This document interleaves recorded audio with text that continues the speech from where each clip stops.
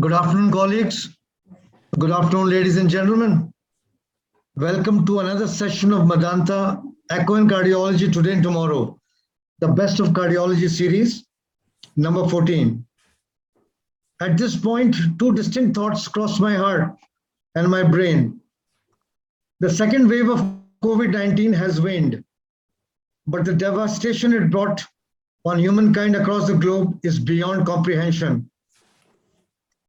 And the second thought is we should all make all efforts not to usher in the third wave.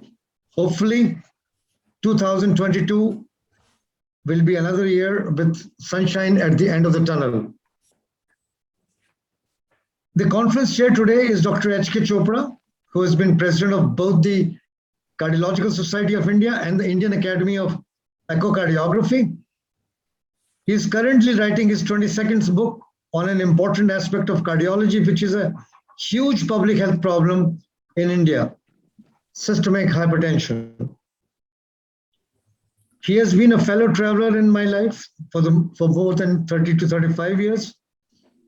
And we have worked together on huge projects that have made meaningful impact in our country. Dr. Manish Bansal is truly a great researcher and a top clinical cardiologist who has made inroads into the field of preventive cardiology and has won accolades across the globe with his decisive insights. He is also leading light in the field of interventional echocardiography, a field which has now come on the forefront. With these few words of I will hand over the mic to Dr. H.K. Chopra. Dr. Chopra, sir, it's all yours. Thank you very much, Dr. Ravi Kasliwal. It's really a great pleasure and honor indeed for me to be here this afternoon on a very, very important occasion, Echo and Cardiology Webinars 14th, as mentioned by Dr. Ravi Kasliwal.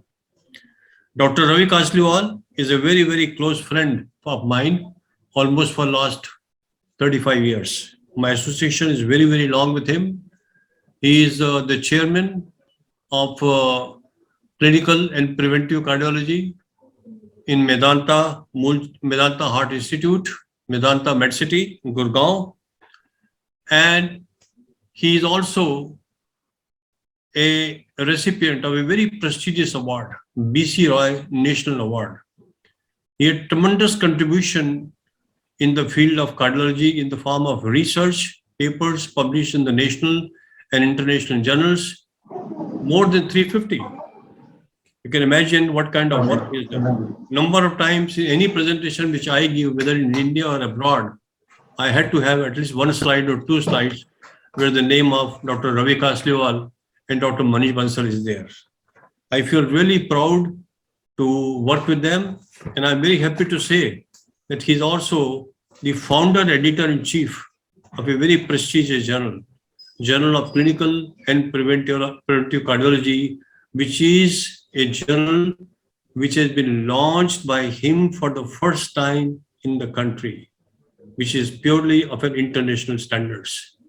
And he also wrote a book on echocardiography, and in every book, whatever I did, he is the principal editor and chief editor with me. We work together. Togetherness is the game. I learned a lot from Dr. Ravi Kasliwal and from Dr. Manish Bansal. Ladies and gentlemen, a very important topic which is touching today. That is everybody, very close to everybody's heart. That is basically how the heart is deformed, changes its shape, its size, and geometry, and how it gets converted to its original form by various drug intervention is the main topic which is going to cover. I think it's a very, very important topic. And I present to you, ladies and gentlemen, without wasting any time, Dr. Ravi Kasliwal, a very close friend of mine, to give his words of wisdom by his most prolific presentation. Dr. Ravi Kasliwal, sir. Thank you.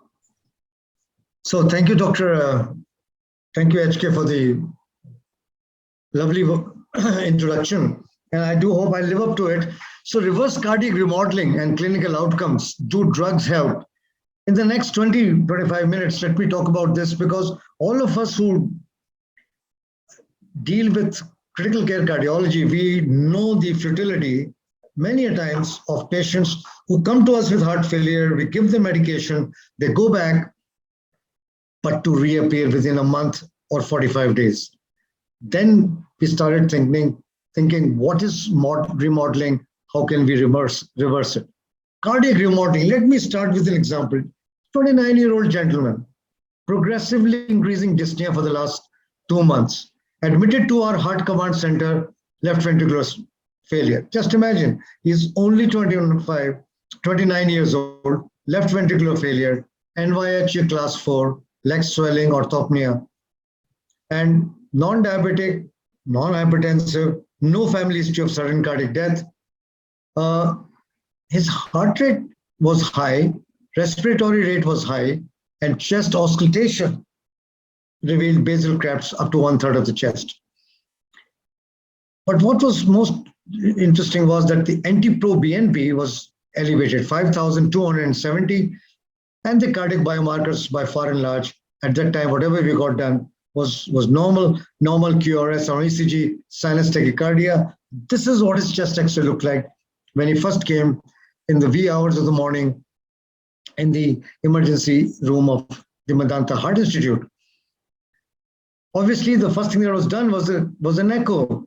And as you see, the echo shows 20% ejection fraction, chambers are dilated, all the 4 chambers are dilated, and the ejection fraction is just 20% globally. The person's age is only 29, don't forget that.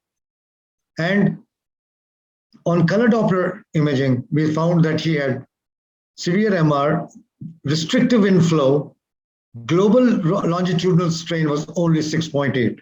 So whatever way you look at it, he was in trouble. His global ejection fraction was less. His global longitudinal strain was only 6.8. He had tricuspid regurgitation. He had PA pressure, which was elevated. So if you look at it, the echo showed a dilated left ventricular cavity, dilated left atrium, LVF 15 to 20%, global longitudinal strain 6.8%, it should be at least -21, moderately severe MR, restrictive MIP, PASP was 43, and the TAPSE was 7 centimeters per second. So in every way you look at it, he was a person who was very sick at age 29. A cardiac MRI, if you look at it, showed again the same things, a very dilated, poorly contracting left ventricular cavity. Left atrium was dilated as well. And if you look in the short axis view, it's hardly 10% or so. Anyway, so an angiography was done, and no surprises here, angiography was normal. But just look at the data of hemodynamic data. The left ventricular end diastolic pressure was 28 millimeters per second. That we have already seen on 2D echo. The LVEDP was elevated. We've already seen the PA pressure was 48/23, mean of 35. So high systolic pulmonary artery pressure. The pulmonary wedge pressure was 34, and the PVRI was 4.67 units. So more importantly than just the angiography was the fact that his left-sided parameters, and these were very nicely correlated with echocardiography. So with starting out treatment on the 3rd day, he was clinically stable, BP was 95/60, good urine output just with Lasix and NTG drip, increased evaporatin to 5 milligrams twice daily, added ramipril. 4th day, clinically stable, injection furosemide was stopped, and we added oral torsemide. And yes, you could see some change, definitely, even to the naked eye. You can see that the ejection fraction has improved some, and the mitral regurgitation was also less. The global longitudinal strain now had come up to -9.8. The inferior vena cava, which was dilated, had come back to normal. Tissue Doppler imaging now showed a good E. So on the third follow-up visit, 2 months after discharge, he was asymptomatic, but only walking at home. He was in sinus rhythm. A metoprolol succinate was increased to 25 milligrams twice daily. Rest of the medications were continued. At fourth follow-up, 6 months after discharge, we again found him to be clinically stable. Ivabradine had been stopped, Ramipril was 5 milligrams, and spironolactone was stopped. Now, let me tell you, diuretics like MRAs are extremely important in these situations. So there was improvement. Overall, globally, there was improvement. But still, we thought that we have to take the next step. So after 6 months of follow-up, we found it to be NYHA class 2. LV systolic dysfunction still persisted. LV was still dilated, and we stopped the Ramipril, converted it to the Sac-Well combination, Ernie 100 milligrams twice daily with an interim 36 hours of Valsartan, or we could have not just given anything but stopped the Ramipril. He tolerated it very well. And just look at the 2D echo after that. You can see the heart size was decreasing, the ejection fraction was increasing, and there's one important thing that happened was left ventricular dimensions, left ventricular volumes had decreased appreciably. So now he was symptomatically better. He was NYHA class 1. Denied 2 offers for heart transplant as he was feeling much better. He was now continued on metoprolol succinate, Arni 200 milligram. LVEF improved to 45%. And most importantly, reverse remodeling had taken place. The LV end diastolic dimension was 4.6. The LV end systolic dimension was 2.5 centimeters. And he was off the transplant list. The reason why I've written these things in yellow, this is what our crux of this interaction will be. What happens to the left ventricular volumes? What happens to the ejection fraction? That is the crux of the matter. So what is ventricular remodeling? Ventricular remodeling occurs in heart failure with reduced ejection fraction, HFrEF, that involves changes in cardiac structure, myocardial composition, myocyte deformation, multiple biochemical and molecular alterations that impact heart function and its reserve capacity. Do we have the power to reverse it? Let's see.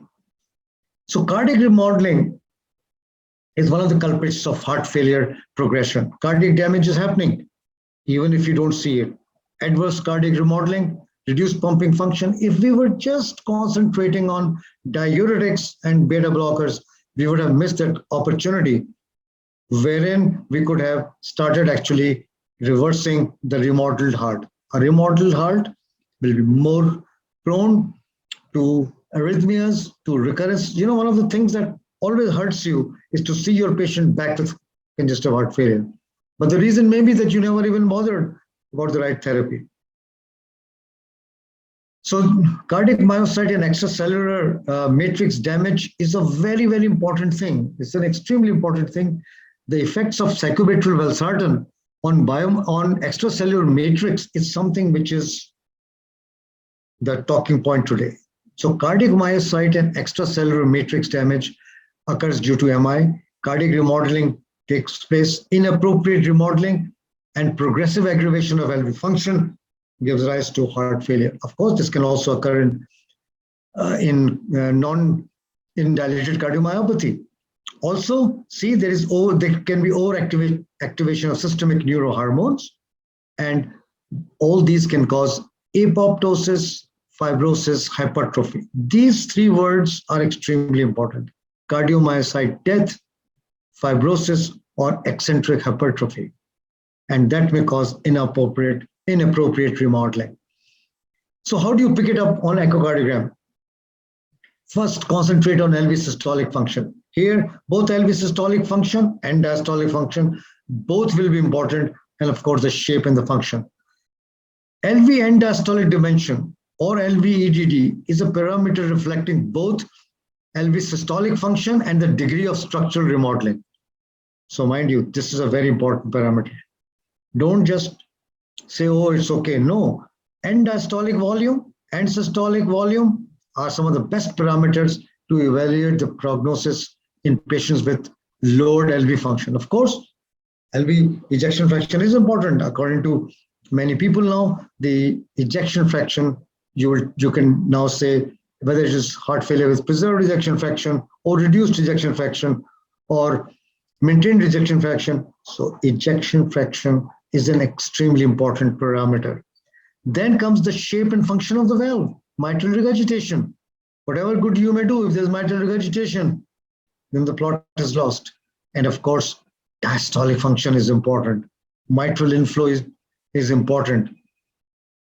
E by E prime is important. LV and EDP is important. Patterns of left ventricular remodeling, very simply, a condition of volume overload, heart HFrEF, characterized by eccentric hypertrophy, thinning of the LV walls, decreased systolic function, and enlarged LV volumes. If we all understand these 3 or 4 things, then we will have in our mind what do we need to do for this patient. So HFrEF, volume overload, increased diastolic pressure, increased diastolic wall stress, series addition of new chamber enlargement, eccentric hypertrophy, and there you have a remodeled heart. The risks are significantly increased with cardiac remodeling. So remodeling patterns and CV events, you can see CV deaths, RV infarction, heart failure, strokes, sudden death, all these will increase in a remodeled heart. So this is a normal heart, myocardial, which can be insulted by myocardial ischemia, coronary artery disease, diabetes, hypertension, obesity, aging, and this can get remodeled by eccentric hypertrophy, extracellular matrix remodeling, necrosis, apoptosis, oxidative stress. These are not just words. There are now modalities by which you can treat all of them. The point is, therapeutic strategies for HFrEF are based on pathophysiological mechanisms. But the point is, do we understand those pathophysiological mechanisms? Once we get a handle on that, then we can bring the patient to our normal heart status. What are our options? ACE inhibitors, no doubt, we were used to use it. ARBs, aldosterone receptor antagonists, very important. Beta blockers, important. Sacubitril valsartan combination, important. So we should try not to even let the patient go into remodeled stage, or if he has, then try to reverse it. The majority of HFrEF patients improve cardiac remodeling by reducing cardiac hypertrophy. Therapy with GDMT induces beneficial reverse effects. GDMT is a very nice option, but ACE and ARB improve LV function between 1 to 4%, beta blockers 4 to 12%, MRAs are extremely important, by 4% they increase. So this is your heart failure with reduced ejection fraction, and this is what you can do, or you are doing. But despite conventional therapy with ACE and ARB, patients still exhibit depressed cardiac function with increased risk of heart failure, hospitalization, and CV death. So therefore, ACC, American College of Cardiology, in 2021, consensus recommended sacubitril valsartan combination as a preferred renin-angiotensin inhibitor over ACE and ARBs to reduce the risk of heart failure, hospitalization, and CV death. How does this act? There are several trials which have shown the beneficial effects of the SEC-VAL combination. What does it do? It increases left ventricular function. It decreases end diastolic volume. It decreases end systolic volume. It gives shape and function to the valve. It decreases mitral regurgitation, and it decreases and it improves myocardial LV systolic function. It decreases the mitral inflow pattern.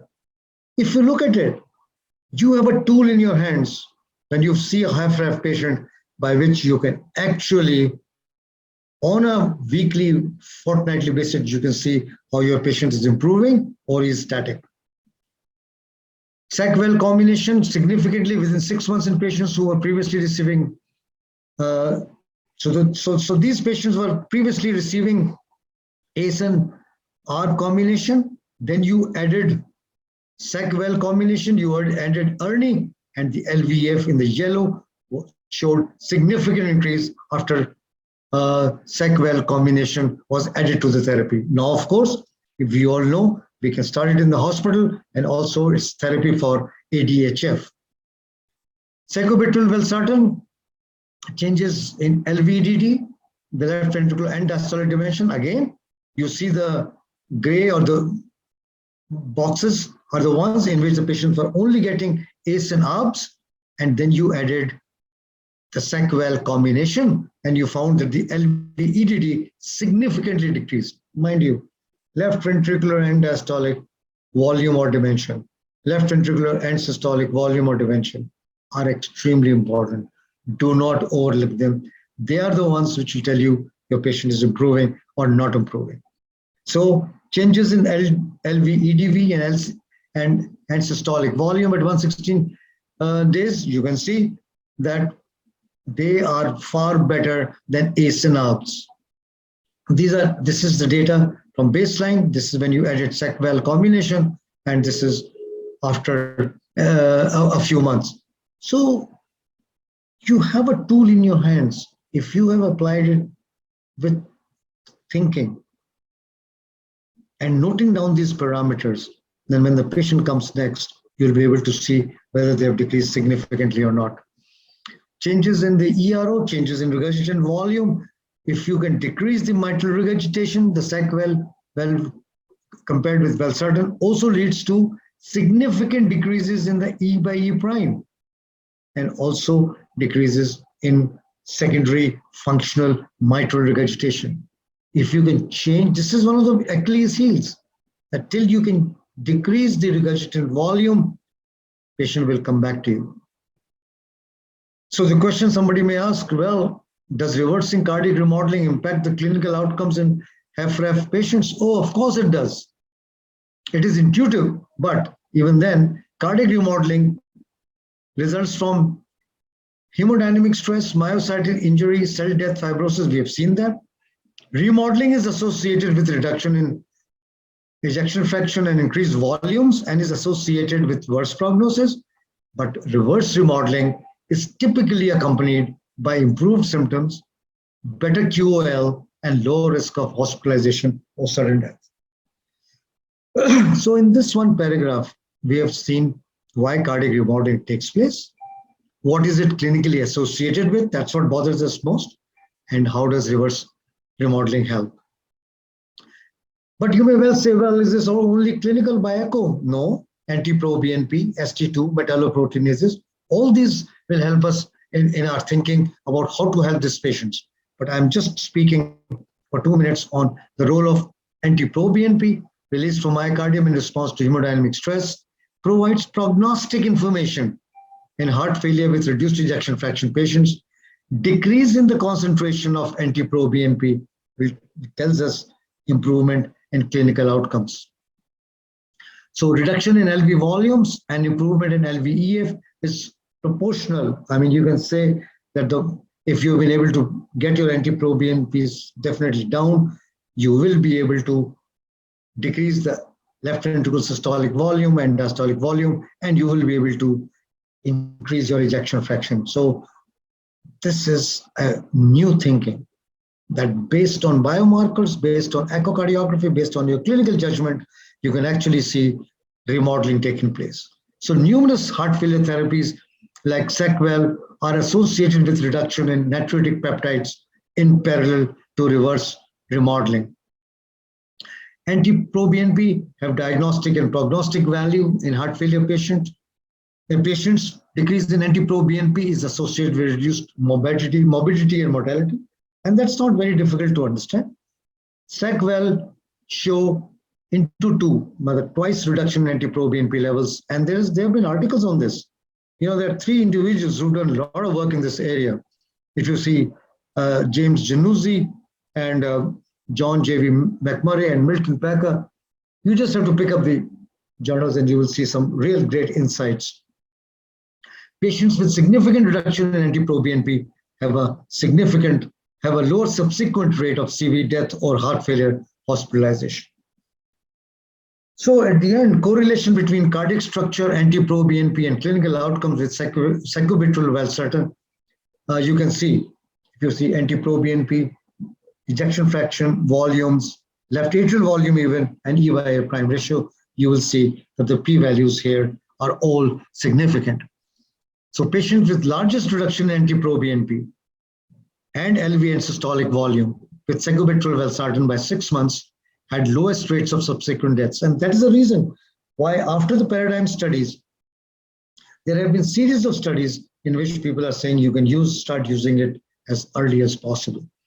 Speed and magnitude of NT-proBNP lowering and left ventricular and systolic volume index reduction are associated with improved clinical outcomes. This is Januzzi circulation heart failure. So, ladies and gentlemen, cardiac remodeling, and Dr. Chopra, cardiac remodeling is a major risk factor in progression of heart failure. Aggravation of cardiac remodeling is related to risk of CV events and leads to a significant increase in the risk of hospitalization and death due to heart failure. Time is now to initiate SAC-VAL combination. It's a first-line therapy for your heart failure with reduced ejection fraction patients, and this provides to them early clinical benefits. And it's good for you as well, because you don't want to see the patients again and again. The trauma, both emotional and financial, is huge when people get readmitted for heart failure. SAC-VAL can improve cardiac remodeling in patients with heart failure with reduced ejection fraction, even in those who are on traditional optimal medical therapy previously. So if your patient comes back, he was on GDMT, you have full right to put him on SAC-VAL. More rapid and robust reduction in NT-proBNP might identify patients more likely to remodel, and also benefit from therapy with sacubitril and valsartan. And I end with this quote by a totally non-doctor person, but the recent Miss Universe a few days back. Prevent and protect, she said about climate change. Prevent and protect is better than repent and repair. I can say exactly the same things about HFrEF and so many other cardiac conditions. Prevent and protect is better than repent and repair. Thank you, Mr. Chairman. Thank you very much, Dr. Ravi Kasliwal. I think it was the most lucid and a brainstorming presentation. The concept of remodeling needs to be known to each and every one of us. I think Ravi has given a very, very vivid picture how the remodeling takes place at what level. He mentioned cellular, biochemical, how NT-proBNP is increased, how LV and diastolic and systolic diameters change. And he also mentioned how LV and LA strain also change. We have to know when the remodeling takes place, it can be a LV remodeling, can be a LA remodeling, can be even a mitral annulus remodeling. And remodeling means just basically a damage to the cell, which can be at the level of molecule, at the level of interstitium. And one point which Ravi has mentioned very categorically and forcefully, that it is this remodeling which is arrhythmogenic. Even patient may have sudden cardiac death. He gave a very nice case presentation, 29-year-old guy coming to the emergency of Medanta Heart Institute. At the age of 29, coronary is normal, and the patient has got a significant heart failure, systolic heart failure, ejection fraction of just 15 to 20%, with an increased LV and diastolic pressure of more than 28, with a rise of pulmonary artery pressure to almost 48 to 33. And the way he's shown a magical intervention by Arnie, though I think the message is very clear. If we really want to use the game changer medical intervention outcome will change. Whether we use beta blockers timely in a proper dose. Number two, diuretics like MRA. It is also antifibrotic. Ravi was very specific. They may get apoptosis, they may get a fibrosis. I think it's a very in-depth understanding of the subject. So message is very clear that all the patients who come with a systolic heart failure or a heart failure with preserved ejection fraction or moderately reduced ejection fraction should be managed echo guided. Echo is a cornerstone. It's an objective evidence. And the second message he has given is anti-proBNP. And he has also mentioned in his last one or two slides, I was listening to him very carefully, that anti-proBNP has diagnostic, prognostic, and therapeutic implications. Very nice. I think the way Ravi expressed, it is a very good approach to a patient. And he also mentioned that they escalated the dose of metoprolol succinate. I was seeing his slides very carefully and how it reduced the sympathetic tone. All these factors, neurohormonal change and the changes at the level of the muscle, at the level of the cell, at the level of the interstitium, which manifest in the form of change in the deformation or remodeling, and how the reversal remodeling takes place. Ladies and gentlemen, initially the remodeling can be incomplete, but complete remodeling is possible. Ravi has given a very clear opinion. First week, second week, third week, fourth week. What does it mean? Means he is showing a graded way of increasing the patients in a very protocolized manner, and they revert and they need meticulous follow-up. So we need to have a heart failure clinics. We need to have an expert who is expert in echo, who knows everything of echo, LA and LV strain, LV and diastolic pressure, hemodynamics, the mitral inflow patterns. Everything was explained so well. I think hats off to you, Ravi, for your most outstanding presentation. I think we will have the questions in the end of the sessions when Dr. Manish completes. I think with this, we'll go to the next session. Dr. Manish Bansal, he is going to talk on CT, angio, and its clinical application. Dr. Manish Bansal, sir. So I was saying that we all know chest pain is a very common reason why patients visit the hospital. But contrary to what we might think, coronary artery disease is only a small cause of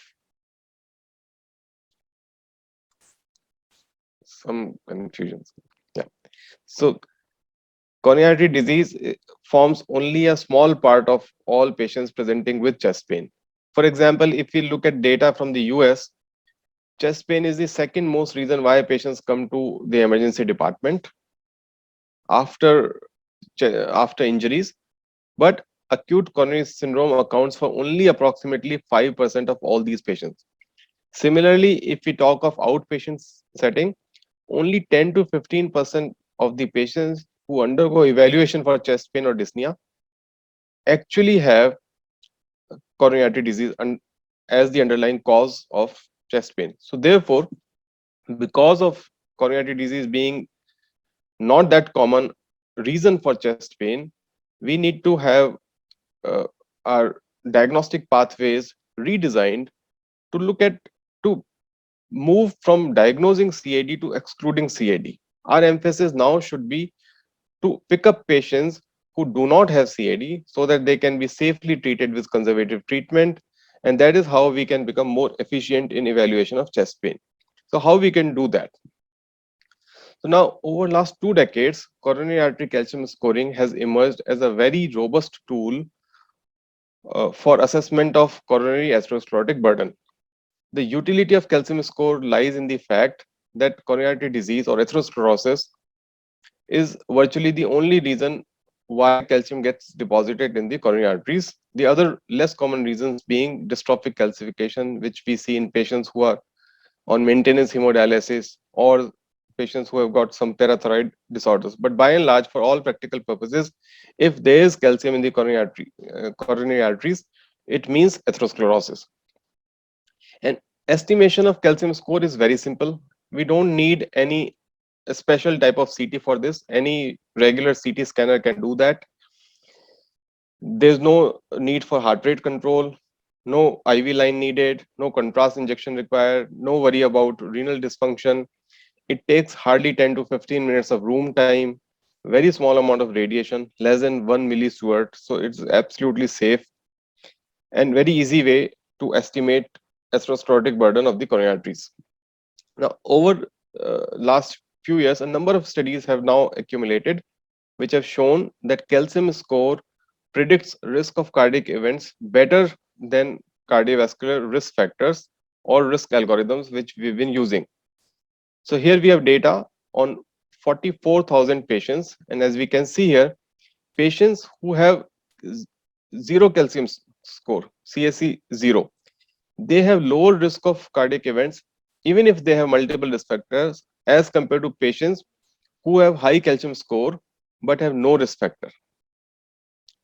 So which means actually this makes sense because calcium score shows us the evidence of atherosclerosis which is happening, while risk factors only predict possibility.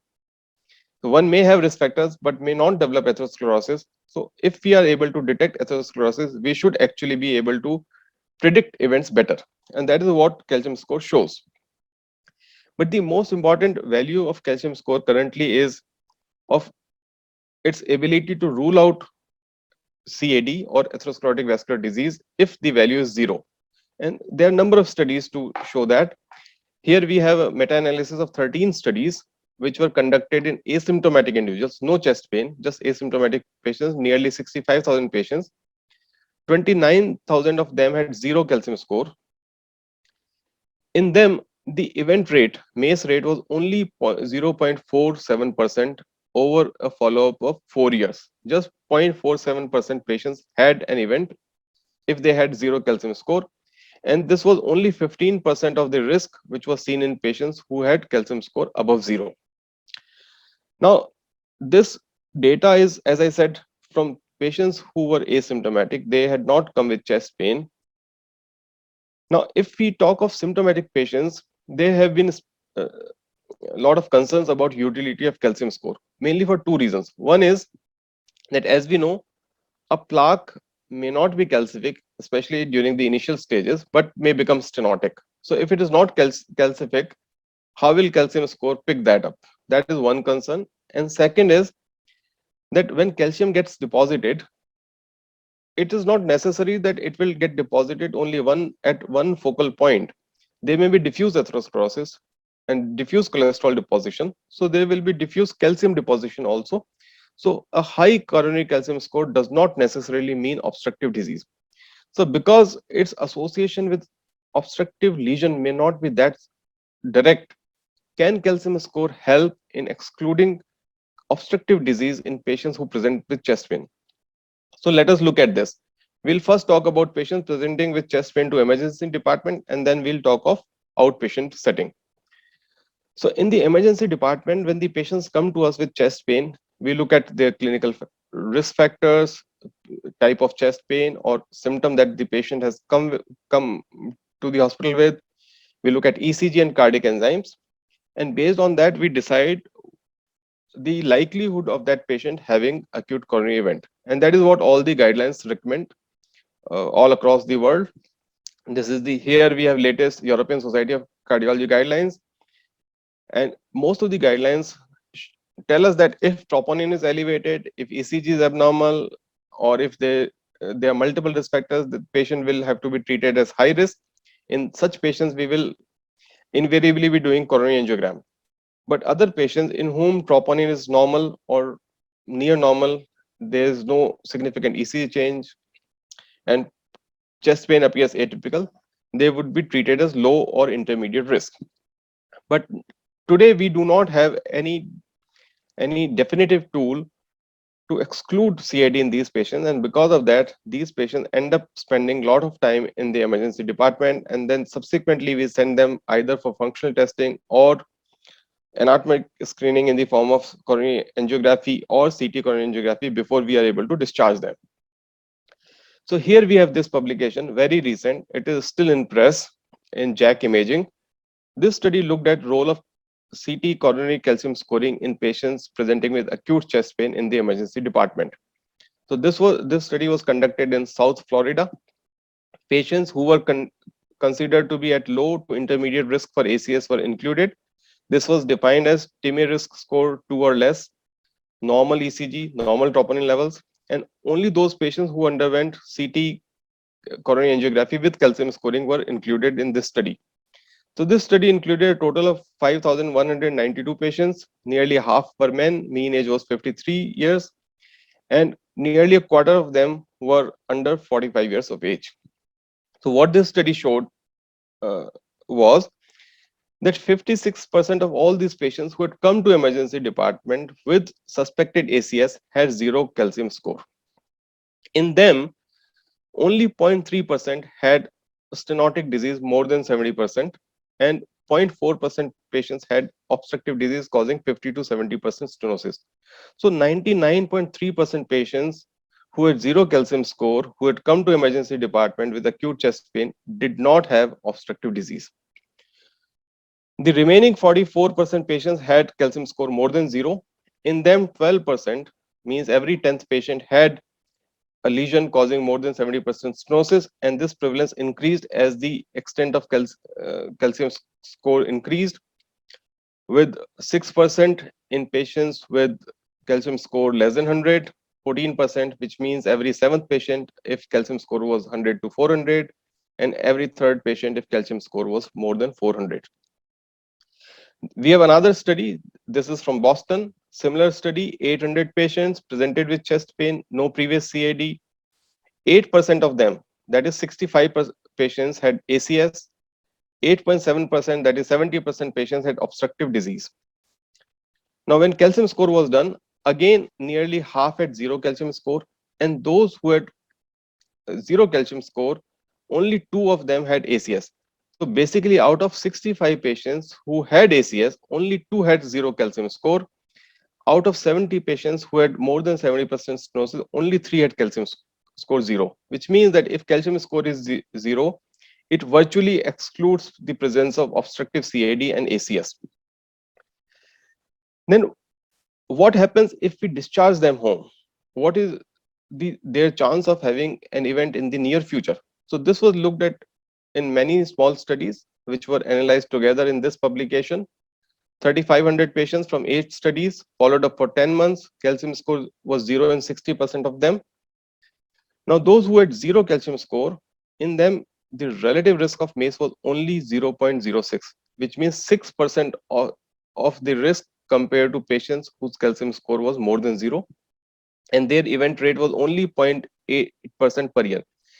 So it means that if a patient comes to emergency room, does not have other high risk features, and if we do calcium score, if the calcium score is 0, then it is very unlikely that the patient will end up with a cardiac event in the near future. So how we can utilize this information in our day-to-day clinical practice? So as I said, when patient comes, we need to look at clinical risk factors, symptoms, ECG and troponin. If they are abnormal, patient is high risk, we'll have to do coronary angiography in most of them. If this is not so, then we may do calcium score. And if we do calcium score, it is expected that nearly 50% of the patients will have zero calcium score. We can safely discharge them home. No further testing is needed. The remaining 50% or so will have calcium score more than 0. There we will have to decide what we want to do. If calcium score value is not very high, we may not do any testing. If it is high, then we may either do CT coronary angiography, or we may do functional testing in the form of stress echocardiography or nuclear scanning. So this is about emergency room. What about outpatient setting? Now, in outpatient setting, when the patient comes to us with chest pain, we basically have 2 options. We can either do functional testing, either in the form of treadmill test or stress echocardiography or nuclear imaging. In our country, stress MRI is not that common. The other option is to do either CT coronary angiography or invasive coronary angiography to have anatomic information. And this decision we have to take almost every day, multiple times, and we look at the patient's risk factors, overall clinical profile to decide about this. Now, we should remember that the value of any diagnostic test heavily depends on pretest probability. This was very beautifully shown by Bayes and this theorem is known by known as Bayes theorem. As we can see here, if pretest probability is in the intermediate range here, we have maximum gain from diagnostic testing, whether it is abnormal or normal. When pretest probability is very low or very high, there is very little to gain from any diagnostic testing. So most of the chest pain guidelines recommend assessment of pretest probability before we decide whether what test we want to do in a given patient who has come with chest pain. And testing is recommended only if pretest probability is in the range of 15 to 85%. So how do we assess pretest probability in a patient who has come to us with chest pain? So this concept of pretest probability was first for chest pain assessment was first proposed by Doctors Diamond and Forrester. This is a famous New England Journal of Medicine publication from 1979. In this publication, they estimated pretest probabilities based on type of chest pain the patient had come with, gender, and age. But over the years, it's been seen that the pretest probability estimated by these gentlemen was much higher than what we are seeing currently because of the changes in the risk factor burden and CAD prevalence. So subsequent many studies have redefined this algorithm again and again, and the 2019 ESC guidelines recommend this table for assessment of pretest probability. So as we can see here, in most of these patients, the probability is in the range of 1 to 25%. Very few have higher values. So according to this table, in most of the patients who come to us with chest pain, any testing is not going to be helpful. Very few patients actually require testing because of the low prevalence of CAD as the cause of chest pain. So how coronary artery calcium score can help here? So here we have data from Denmark, Western Denmark Heart Registry. So in Denmark, every patient who comes to an outpatient clinic with chest pain undergoes CT coronary angiography as the first test. That is what the guidelines there recommend. So this and every patient is entered into this registry. So they have collected a huge amount of data. So this data is on 23,000 patients who had come to them with chest pain, mean age 57 years. Once again, nearly half of them had zero calcium score.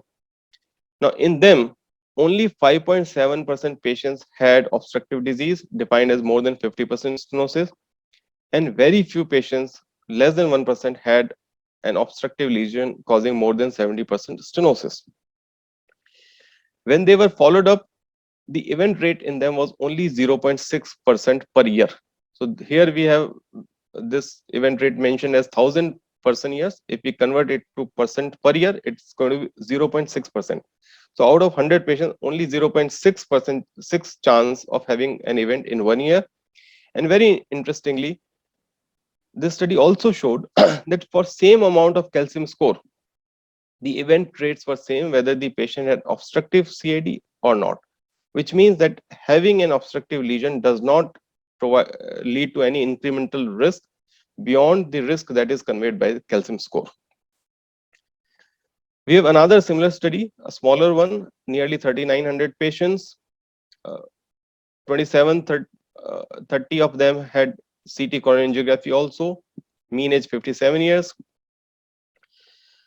Now in them, again, 99.5% negative predictive value of zero calcium score for excluding a stenosis causing more than 70% narrowing.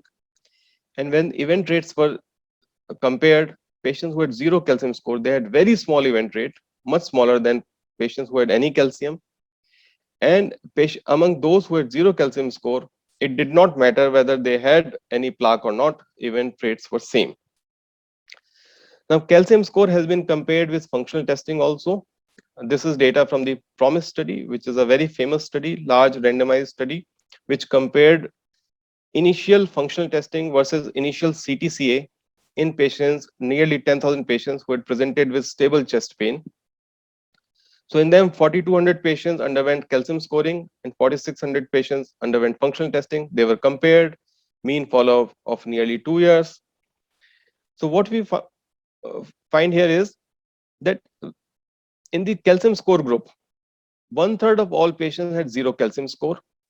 1/3 had calcium score between 1 to 99. On the other hand, in functional testing group, 78% patients had normal tests. So this means that functional testing is more likely to label a person as being normal as compared to calcium score. But if you look at event rates, out of 133 events which happened in this group, only 21 occurred in patients who had 0 calcium score, which means 0 calcium score identifies truly low risk population. On the other hand, when functional testing was normal, more than half of the events occurred in that group. So event rate was higher here. So this means that functional testing is going to be normal in majority of the patients, but they may end up with events because they have atherosclerotic disease, which is not picked up by functional testing. So ideal way would be to combine functional testing with calcium score, and that will give us a very robust information about future risk. So how we combine this information? So this is a publication by this group.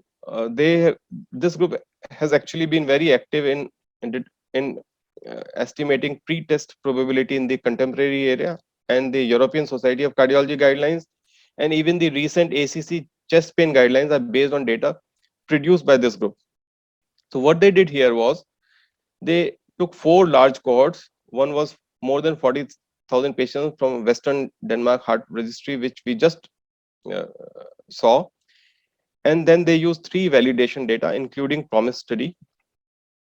So here first they calculated pre-test probability based on type of chest pain or dyspnea, gender, age, and they also integrated 5 common risk factors, major risk factors for CAD.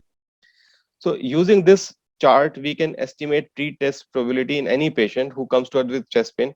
Although we need to remember that this data is from Denmark and US, may not be directly applicable to us in India. And then they integrated calcium score data into this. So now what we see here is, we can take this example here. This patient, age 60 to 69 years, has 2 or 3 risk factors. He's a man, has presented with chest pain. His pre-test probability is 17%. So if we put this here, and if calcium score is 0, then his risk of having CAD is less than 5%. So which means that once again, a 0 calcium score will substantially reduce the chances of having someone obstructive disease and vascular event as compared to what risk factors or symptoms would predict. So this is the same information seen in a different way. If you look at calcium score, we will find that nearly half of them have 0 calcium score. So they will be at very low risk of events. If we look at clinical profile, we'll have a good number of patients in the intermediate or high risk groups. So obviously this risk classification is not correct. Calcium score improves risk categorization significantly. So Dr. Khurram Nasir, who's been a leading proponent of calcium score, wrote an editorial based on this paper which I just showed, and he asked the guideline committee who was developing chest pain guideline to look at this data, take cognizance of this, and acknowledge this to include in the chest pain guidelines. So what he proposed was that if any patient comes to us with chest pain, we should look at pre-test probability. If it is high, if the patient has very typical chest pain or has elevated troponins, we need to do functional testing or anatomic testing, whatever we want to choose. This group, they also included young patients in this because of concern that in young patients calcium score may not be that accurate, but that is not so. Even in young patients, the risk of events is very low if calcium score is 0. If they are at low pretest probability, we may not do any further testing. If the pretest probability is intermediate, do calcium score. If it is 0, more than 0, do further testing as appropriate. If it is 0, then don't do any further testing. So to summarize, chest pain is a common presenting symptom, but the prevalence of obstructive CAD in these patients is progressively decreasing. 0 calcium score is associated with very low risk of obstructive CAD in patients presenting with chest pain, unless they have high risk features. And calcium score can be an effective gatekeeper in deciding whom to test further among those presenting with chest pain. Thank you so much.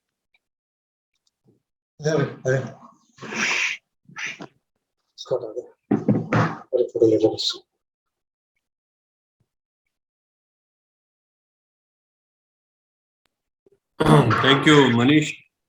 I think it was a very lucid and a very informative presentation. You have given a huge data, and in the last, you gave a very important message that ED presentation is different, OPD presentation is different, and functional testing is more important in the OPD setup. You also mentioned that zero score may identify the individuals as a low risk. I think it was a very brilliant idea. But I personally feel that India is the world capital of hypertension, diabetes, CAD, occult or overt, obesity, dyslipidemia. I think there will be little differences because we have vulnerable age, real age, chronological or biological are very different. Then we have vulnerable patients, we have vulnerable hemodynamics and vulnerable risk factors, vulnerable hematology. There are so many factors required. That forms a cluster of risk factors which are responsible for the CAD. I totally convinced the way you mentioned the data that it is of a great application if we combine the two in some individuals. So I think the presentation was outstanding, and how we can see if there's a diffuse calcification. I think Jagat Narula speaks very high about something like vulnerable patient, vulnerable hemodynamics, and vulnerable plaque. He also mentioned about vulnerable plaque and rupture and erosion, or even what we call as a plaque ulceration or fissuring. I don't know how we identify this by CT scan, but this is what he did. And I think he has given a very huge data that vulnerable plaques were responsible. But what makes them vulnerable? I think the vulnerability as a whole, I think that's what he mentioned. But it's a very beautiful data and a very nice expression how we can identify our patients, whether young or middle age or old age, from ED setup to the OPD setup. It was a brilliant presentation. I think, Ravi, we open for the discussion now. Open for questions. Please go ahead. There are no questions that I just like to mention. I think if I just give a brief conclusion of the presentations, I think so far as the Ravi is concerned, he has given a very, very nice outlook, a new opening, a new thought process that every drug should be analyzed from the point of view of remodeling. I don't think people talk much about it. It's a very innovative presentation by Ravi. And he mentioned that when we talk of remodeling and its outcome, and reverse remodeling and its outcome, very beautifully expressed. So the remodeling is the disease induced, but the reverse remodeling is our method of drug intervention. And said beta blocker definitely causes remodeling because it reduces sympathetic drive, which is very, very important. And then he mentioned that the ARBs can be used, ACE inhibitors can be used. He showed his case. Started with 2.5 milligram, then 5 milligram. When there was no different improvement, then he shifted or switched to so-called RD. MRA, there is a huge role of MRA because aldosterone antagonist definitely reduce the fibrosis, not only in the LA, not only in the LV, but also in the LA. And that's how it has been shown. I'm sure Manish and Ravi more might be aware of this. There is a reduction or there's an improvement in the LA strain and LV strain if we give MRA and RNA for a long time. I mean, the reversibility has been seen. What we're talking about reverse remodeling, I think every patient, what we see in our hospital, who come to us in the hospital, whether with a diastolic dysfunction or with a systolic dysfunction, we should give an information about the remodel. Taking a clue what Ravi has mentioned, I think this word of remodeling or reverse remodeling should also be used so that people know how a patient came in remodeled form and how the remodeling was done after the drug intervention, which was a very, very important. Ravi also mentioned on ivabradine. I think ivabradine is also a drug which has shown to have reverse remodeling. Loop diuretics, very little extent. Calcium channel block, I don't think there's any data, but I'm sure Ravi can apprise to me. These are very, very important information. The fundamentals should know that whenever there is a damage, the genetic expression becomes different. Ravi has used a word metalloproteinasis. We don't measure it, but you use the word. So there is a genetic expression become different, the molecular level become different, the protein level become different, and that's how the cellular damage takes place, and the interstitium get damaged. By the time the patient come to us, this is the outcome of the damage has already occurred, which in turn change the shape, size, and geometry, and that is what we call as the remodeling or hemodynamic changes. So we need hemodynamic optimization, and we need anti-BroNP optimization. See, he mentioned the level of 5,000 something. I don't remember the exact figure, but it was 5,000 something was the anti-BroBNP level. Yeah. If you bring it down to 200 or 250, that is a reverse remodeling. So that's why I use the word incomplete remodeling or a complete remodeling. And there should be various variables, biochemical variables, clinical variables, echocardiographic variables, and hemodynamic variables. If we do that, I think that was the most beautiful talk. Ravi, I want to compliment you from the core of my heart for bringing all this to the masses, and we all need to work. This should not be a domain only of family physicians. A time has come, a family physician should work with a specialist so that we can ultimately help in the morbidity and mortality reduction by aggressive echo-guided treatment. I firmly believe echo-guided treatment is the need of the hour. And I also believe echo-guided and anti-proBNP guided treatment is the need of the hour so far as remodeling and the reversal of remodeling is concerned. I'm sure Ravi has intentionally not touched mechanical remodeling. There's a lot of data. Post-surgical remodeling reversal, I think paucity of time, and I think his topic was only confined to the drug. And a lot of data is coming up now on this SGLT2 inhibitors. Ravi has held a presentation of data somewhere on Emperor Preserve study in heart failure with a preserved ejection fraction, which was a real challenge till date. This is the first molecule which is going to change the whole system of approaching to a patient of heart failure with preserved ejection fraction. We see so many patients in our setting of hypertension or diabetes. They have a grade 1 or grade 2 diastolic dysfunction, which can be reversed if the patient go to the specialist. All the family physicians should work with the specialist as a team. If you really want to reduce the morbidity and mortality, the whole outlook will change in the patients. I really want to say, to conclude, that ARNI is definitely a game changer. We have seen so many patients, old patients, they recovered. So what is the message by Ravi's talk? The message is, please protocolize, act locally and impact globally. The time has come now. I think that's what a very nice message given by Ravi, and I think he showed a very nice quote in the last. Protect and prevent. And I think I forgot the last word, what he mentioned. So time has come. Yeah. So the time has come. Yeah. We should not bother about the repair. Prevent and protect. That's the message. And it's possible with the proper intervention of a drug and a proper understanding of the drug intervention. Don't just give a drug like this. They take this 2.5 milligram, 5 milligram, which there is no meaning. There is no personal opinion. It is the consensus opinion, which is what is required. Thank you very much. I think, Ravi, it was a very nice presentation. I think Manish also did a very good job. I must really compliment him from the core of my heart. Very beautiful expression by Manish. I think he brought the whole concept of CT angio. So there should not be any confusion.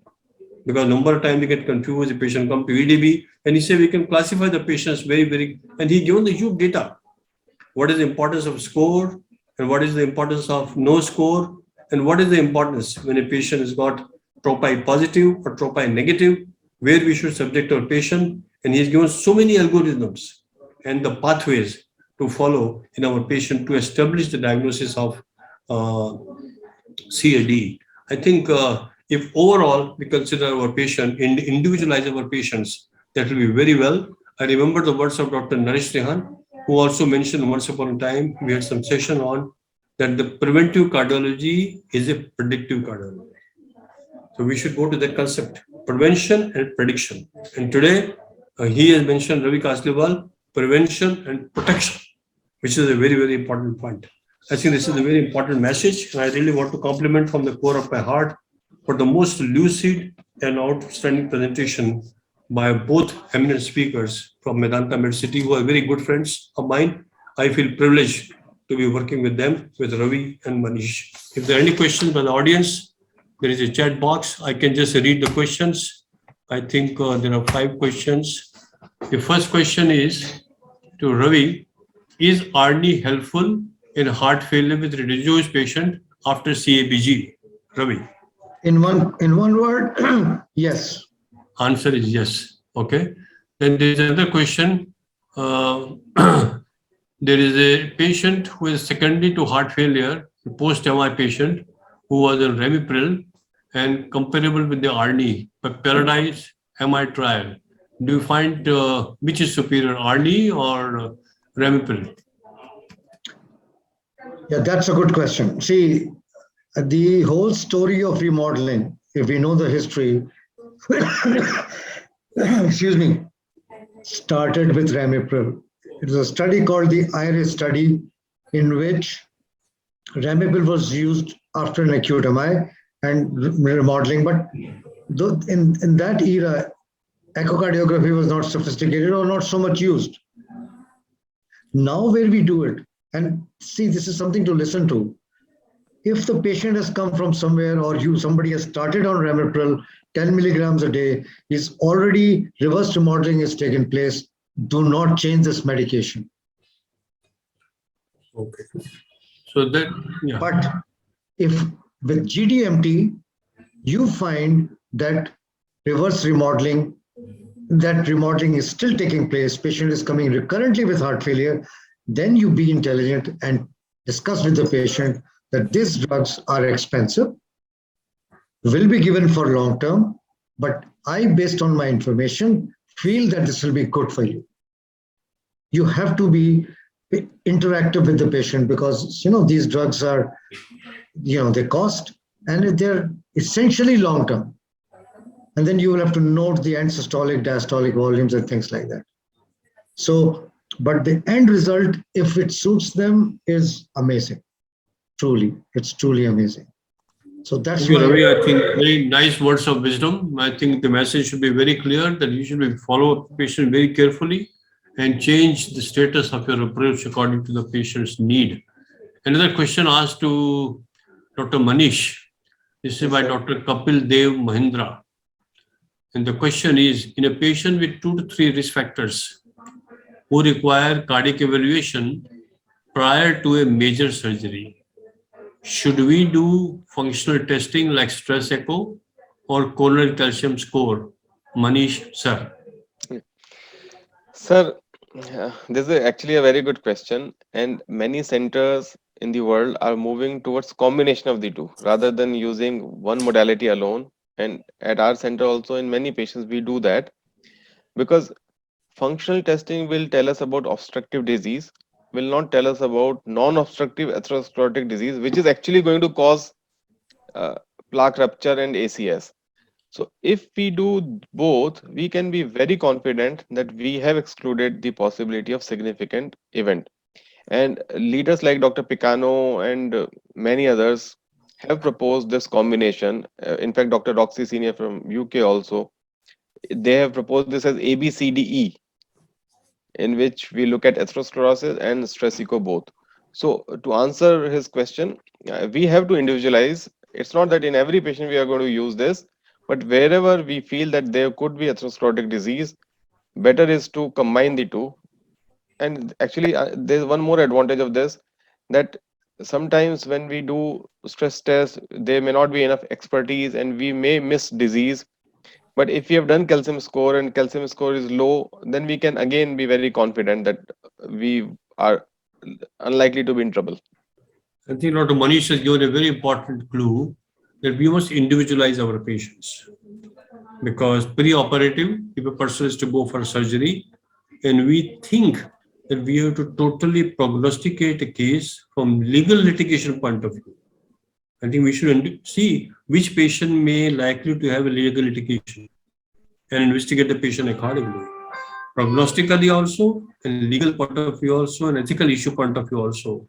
I think it is of a great importance. If surgery is major, we should be very careful. Sometimes in our hospital, we don't do CT scan, we don't have a system here, but we do low dose low vitamin stress test. And I just did recently a bilateral knee replacement, old man, was 73-year-old, who came from Gangala Hospital, who was refused knee replacement. But that fellow never wanted an angioplasty or a bypass surgery. He wanted to walk, Sardarji.